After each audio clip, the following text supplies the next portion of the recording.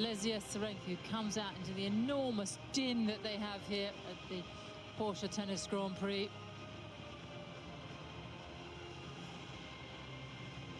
And Naomi, you were talking about earlier when you played it, how much of a show that they make it.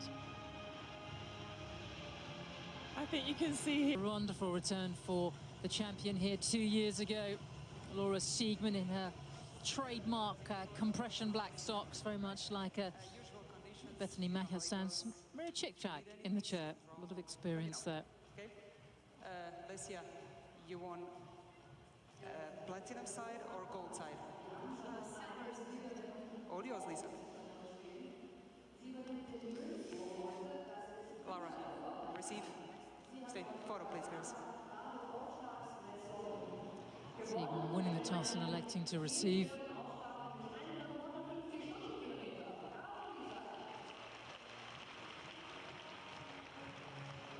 It is a very good, tough section, which includes Petra Kvitova. But Naomi, it's a very tough opponent, isn't it, for Laura Siegemund, the 26th ranked in the world, Lesia Tsurenko of Ukraine, who has won an awful lot of matches, hasn't she, the last few years, got a reputation for being a tough competitor, strong player, and someone that knows how to win these days on tour. That's exactly how I was going to describe her. She has won a lot of matches recently on tour. She gets through ones that people maybe don't expect her to. She makes you play a lot of balls. She's not going to give you anything easy, and she's certainly not going to go away during the match either. So I think the home crowd will be wanting their home favourite and past champion to win, but Tsurenko, I think, will have other ideas. Currently 29 years of age, she'll be 30 right in the middle of the French Open, the second slam of the year, which is really about 5 weeks away now, 4 weeks away really. Comes around ever so quickly in this super short clay court season. She has won 18. Mr. Coco van der Weijt, the eventual finalist. Also made the final in 2016 before losing to Angelique Kerber. For Tsurenko, she's actually making her main draw debut here. She came here many moons ago just to lose in the first round of qualifying. A different career then, and now firmly established in the world's top 30, just one off her career high. Also spent quite a long time on the ITF circuit picking up titles there. How do you feel she will approach this match? She's almost like Buzanescu in a way, that she spent so many years on the ITF tour and then came through onto the WTA tour a bit later, but has been so successful now that she's on it and established, as you say.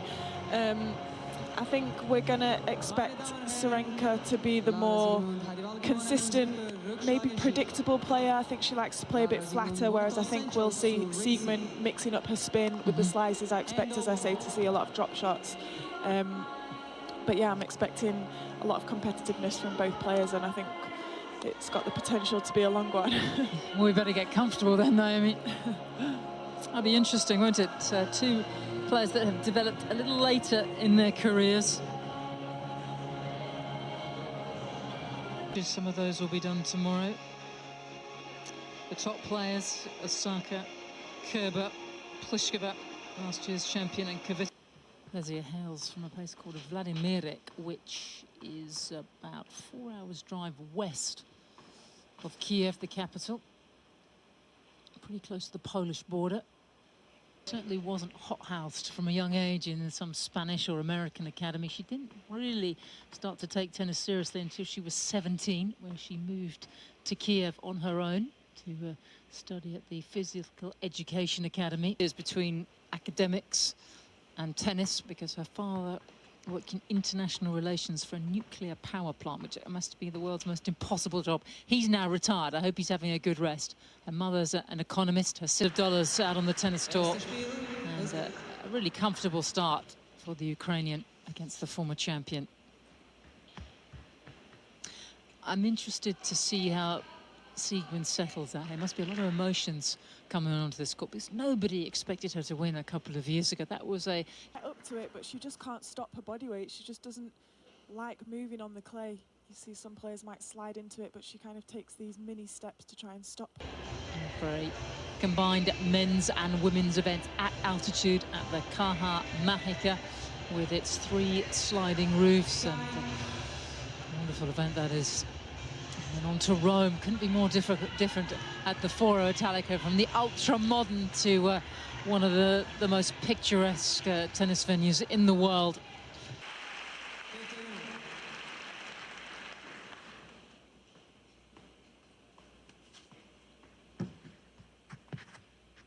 Because this is where she's had her best results.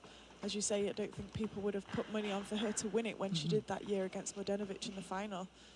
And she just comes here, she doesn't feel the pressure of being a past champion. Tsurenko, though, really struggling with her footing. She'll have her clay court shoes on with the hexagonal soles, which really give you a little traction, but help you slide through the court. Really strong there in the legs from Tsurenko. Yes, fitness became the priority 4 years ago, and with it, the ranking jump from a player that was sort of between 50 and 100 to someone that was pushing up now towards the top 20.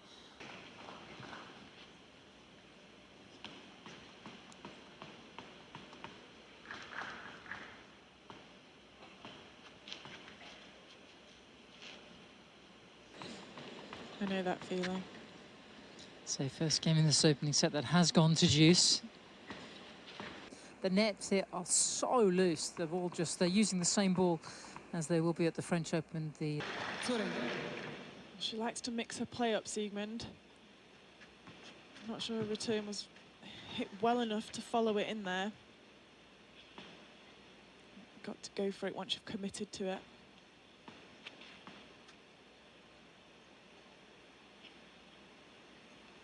Oh, just for the second time, but it's Siegmund charging through this opening set, the German leading 5-2.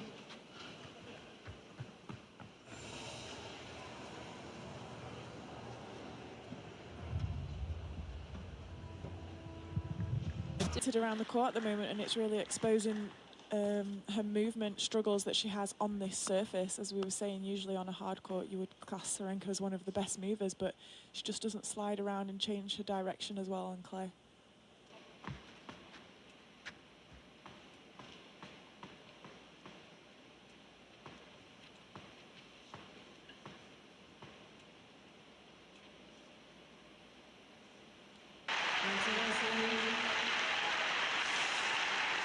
Torn into the Ukrainian number 2, and it's a quick court when you get hold of it out here.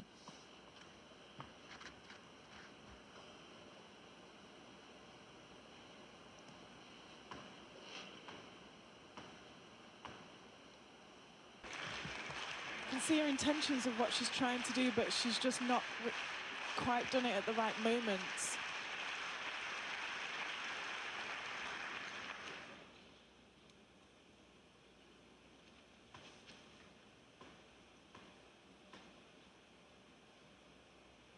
It's better hitting there from Tsurenko. She was able to get that. This is tough for Tsurenko, who missed the last couple of tournaments in Miami and Charleston with a right arm problem. She had that last summer, actually.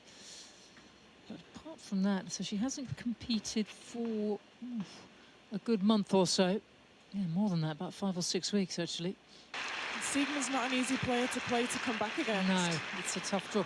Because up until then, she's made the final right at the start of the year in Brisbane, beating Annette Kontaveit, who's the 8th seed here. And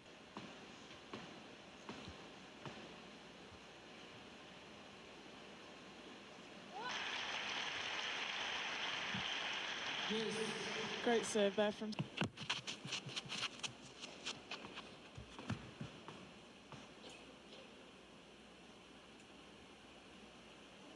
just keeps it to the one break, but it's still a barnstorming performance from Laura Siegmund. She leads by a set and 2-1.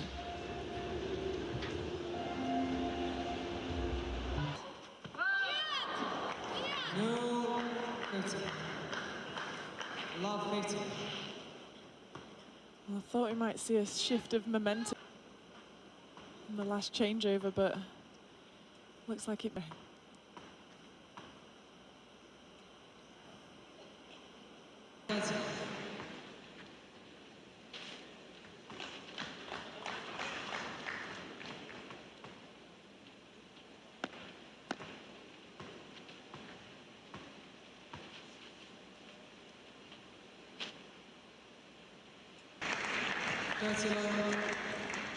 She's just unable to move securely on this surface. And it just shows you she loves to play from a very secure base. She likes to push off. She loves traction. That she's equally as new to this court.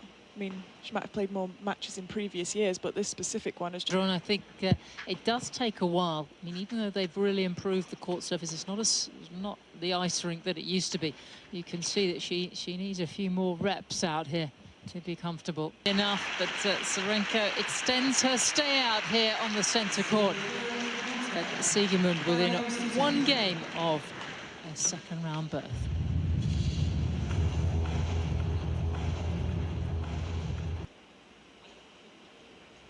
Going off that return, she's definitely starting to play better. Yeah.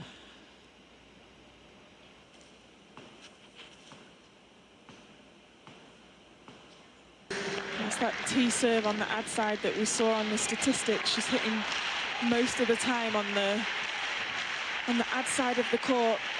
Second chance to close.